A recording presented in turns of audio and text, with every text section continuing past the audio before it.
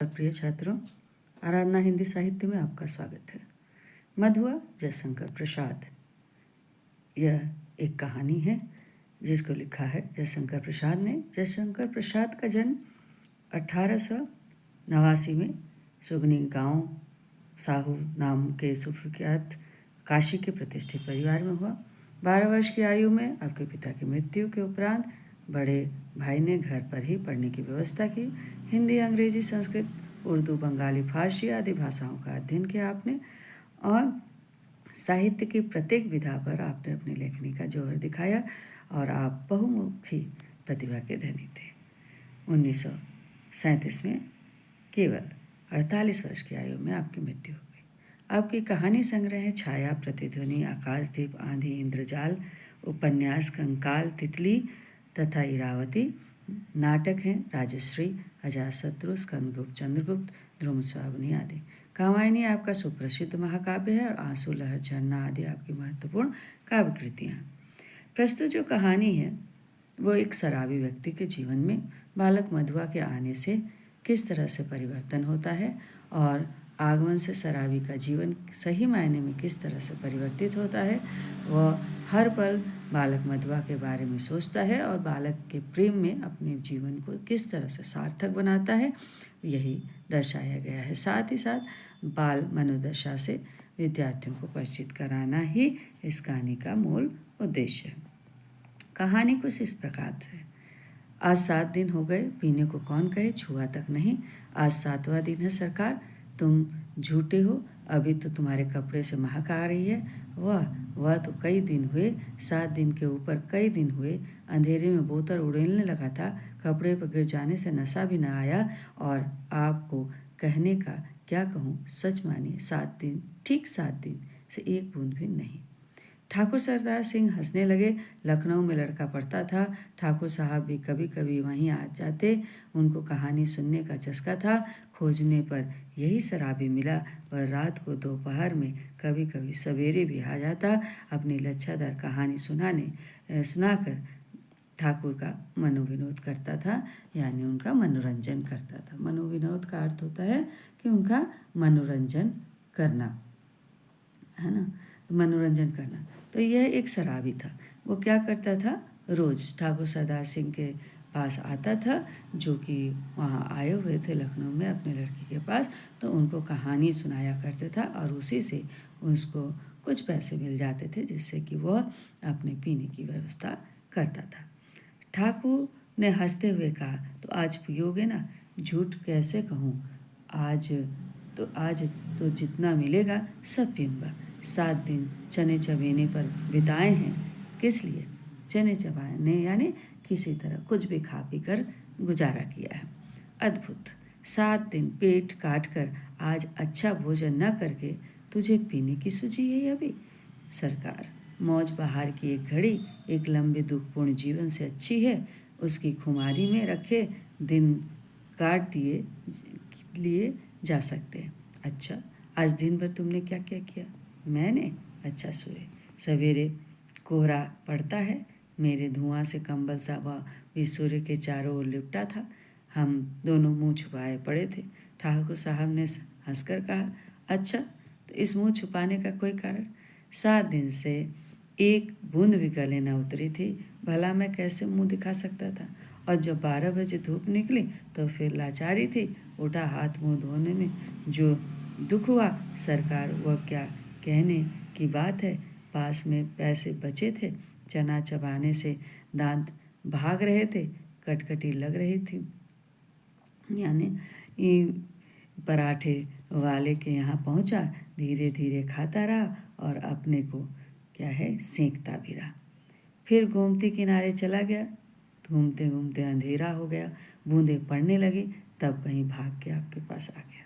अच्छा, तो उस दिन तुमने गडेरिए वाली कहानी सुनाई थी, जिसमें आलफुसौदा ने उसकी लड़की का आंचल भुने हुए भुट्टे के दाने के बदले मोतियों से भर दिया था।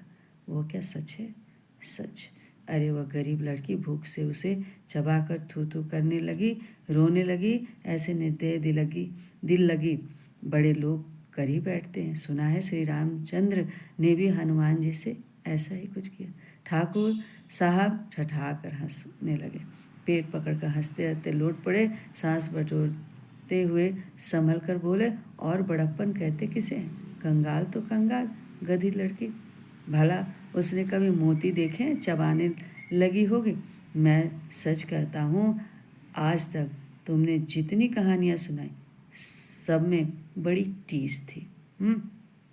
शहजादों के दुखड़े, रंग महल की अभागिनी बेगमों के निष्फल प्रेम, करुण कथा और पीड़ा से भरी हुई कहानियाँ ही तुम्हें आती हैं। पर ऐसी हंसाने वाली कहानी और सुनाओ तो मैं अपने सामने ही बढ़िया शराब पिला सकता हूँ। सरकार, बूढ़ों से सुने हुए वे नवाबी से सोने से दिल, अमीरों की रंगरलियाँ, दुखियों की दर्द भरी आहें, रंग महलों में घूट घूट कर मरने वाली बेगमें अपने आप सिर में चक्कर काटती रहे। मैं उनकी पीड़ा से रोने लगता हूँ। अमीर कंगाल हो जाते हैं, बड़े बड़ों के घमंड चूर होकर धूल में मिट जाते हैं, तब भी दुनिया बड़ी पागल है। मैं उसके पागलपन को भुलाने के लिए शराब पीने लगता हूँ सरकार, नहीं तो ये बुरी भला कौन अपने गले लगाता है? यानी कारण बताता है शराबी कि मैं शराब क्यों पीता हूँ, है ना। यहाँ पे ठाकुर साहब ऊँघने लगे थे। अंगीठी में कोयला धधक रहा था। शराबी सर्दी से ठिठुरा जा रहा था। वह हाथ सेंकने लगा। सहसा नींद में चौंक करके ठाकुर साहब ने कहा, अच्छा जाओ, मुझे नींद लग रही है। वह देखो 1 रुपया पड़ा है, उठा लो, लल्लू को भेज दे जाओ। शराबी रुपया उठाकर धीरे से खिसका। लल्लू था ठाकुर साहब का जमादार। उसे खोजते हुए जब वह फाटक पर की बगल वाली कोठरी के पास पहुंचा तो उसे सुकुमार कंठ से सिसकते का शब्द सुनाई पड़ा और वह खड़ा होकर सुनने लगा। यानी कि वह जो शराबी था वो ठाकुर साहब को रोज एक कहानी सुनाता था और उसके बदले में उसे कुछ पैसे मिल जाते थे, और आज उसे 1 रुपया मिला था जिसको लेकर वह जा रहा था। तभी उसे किसी के सिसकने की यानी रोने की आवाज़ सुनाई पड़ी। तो सुअर रोता क्यों है? कुंवर साहब ने 2 ही लातें लगाई हैं, कुछ गाली तो नहीं मार दी? कर्कश स्वर से लल्लू बोल रहा था, किंतु उत्तर में सिसकियों के साथ एक आधी हिचकी भी सुनाई पड़ जाती थी। अब और भी कठोरता से लल्लू ने कहा, मधुआ जा सो रहा, नखरा न कर, नहीं तो उठूंगा तो खाल उधेड़ दूंगा, समझा ना। खाल उधेड़ देना यानी खूब मारूंगा, मैंने खाल उधेड़ना यानी खूब मारूंगा। शराबी चुपचाप सुन रहा था। बालक की सिसकी पड़ने लगी। फिर उसे सुनाई पड़ा, ले अब भागता है कि नहीं, क्यों मार खाने पर तुला? भयभीत बालक बाहर चला आ रहा था। शराबी ने उसके छोटे से सुंदर गोरे मुंह को देखा। आंसू की बूंदें ढुलक रही थी। बड़े दुलार से उसका मुंह पोंछते हुए उसे लेकर वो फाटक से बाहर चला आया। 10 बज रहे थे, कड़ाके की सर्दी थी। दोनों चुपचाप चलने लगे। शराबी की मौन सहानुभूति को उस छोटे से सरल हृदय ने स्वीकार कर लिया। वह चुप हो गया। अभी वह एक तंग गली पर रुका ही था कि बालक के फिर से सिसकने की उसे आहट लगी और झुड़क कर बोल उठा, यानी फिर से वह बालक रोने लगा। अब क्या रोता है रे छोकरे? मैंने दिन भर से कुछ खाया नहीं, कुछ खाया नहीं, इतने बड़े अमीर के यहाँ रहता है और दिन भर तुझे खाने को नहीं मिला? यही कहने तो मैं गया था जमादार के पास। मार तो रोज ही खाता हूँ, आज तो खाना ही नहीं मिला। कुंवर साहब का ओवरकोट लिए खेत में दिन भर साथ रहा। 7 बजे लौटा तो और भी 9 बजे तक कुछ काम करना पड़ा। आटा रख नहीं सका था, रोटी बनती तो कैसे? जमादार से कहने गया था। भूख की बात कहते कहते बालक के ऊपर उसकी दीनता और भूख के ने एक साथ ही जैसे आक्रमण कर दिया है और फिर हिचकियाँ लेने लगा। शराबी उसका हाथ पकड़कर घसीटता हुआ गली में ले चला। एक गंदी कोठरी का दरवाज़ा ढकेल कर बालक को लिए हुए वो भीतर पहुंचा। टटोलते हुए सलाई से मिट्टी की ढिबरी जलाकर वह फटे कंबल के नीचे से कुछ खोजने लगा। एक पराठे का टुकड़ा मिला। शराबी उसे बालक के हाथ में देकर बोला, तब तक तू इसे चबा, मैं तेरा घड़ा भरने घड़ा भरने का मतलब है पेट भरने के लिए, यानी उसने अपने घर की कोठरी में ले गया और एक पराठे का टुकड़ा उसे दिया और फिर कहा मैं पेट भरने के लिए घड़ा भरने यानी पेट भरने के लिए कुछ इंतजाम के लिए कुछ और ले आऊं। सुनता है रे छोकरे, रोना मत, रोएगा तो खूब पीटूंगा। मुझसे रोने से बड़ा बैर है।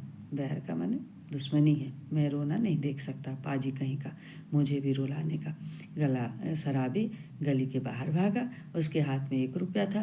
12 आने का एक देसी अद्दा और 2 आने की चाय, 2 आने की पकौड़ी, नहीं आलू मटर, अच्छा न सही 4 आने का मांस ही ले लूँगा। पर ये छोकरा, इसका गड़ा जो भरना होगा यानी पेट भरना होगा, ये कितना खाएगा, क्या और क्या खाएगा। ओ, आज तक तो कभी मैंने दूसरे के खाने का सोच विचार किया ही नहीं, तो क्या ले चलूं, पहले एक अद्दा ही ले लूं।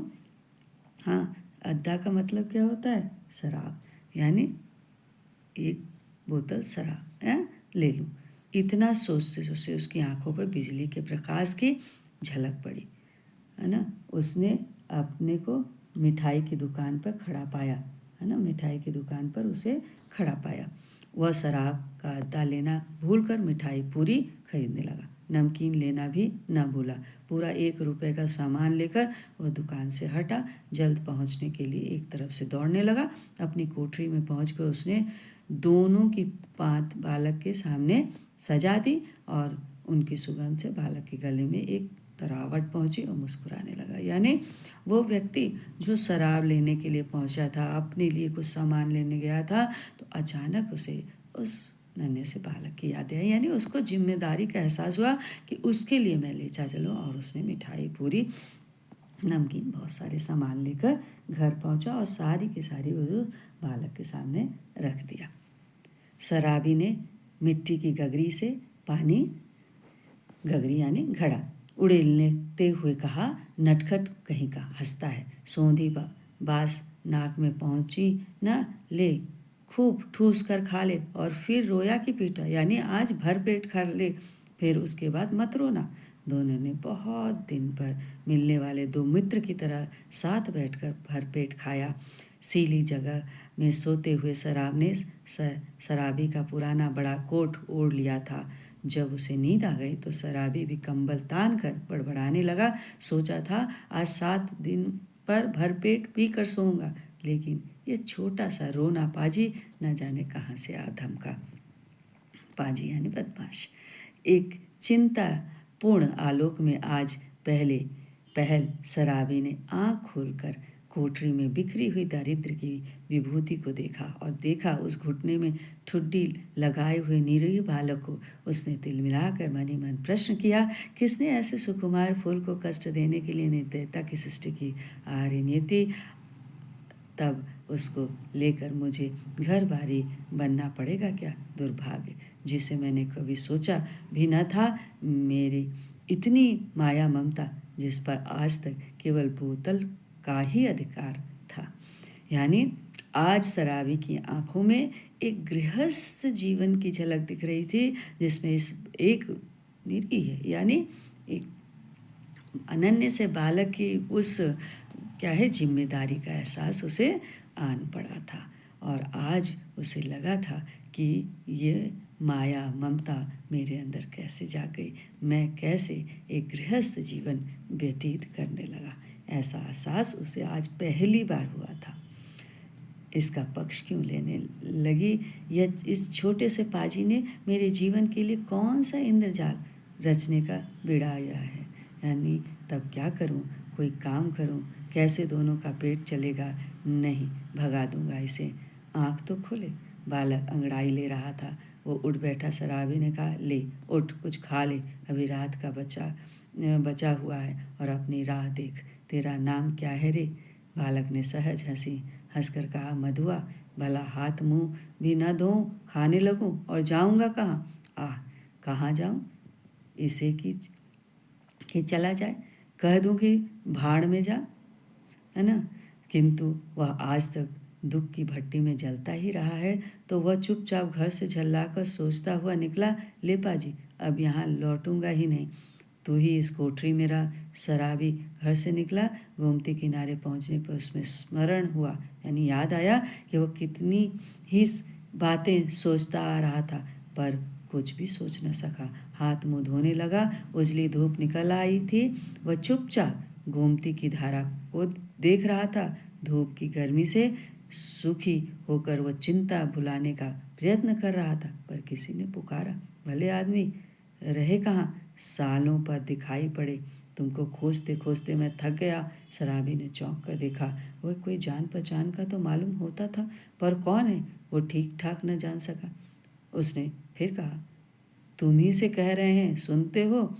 उठा ले जाओ अपनी सान धरने की कल।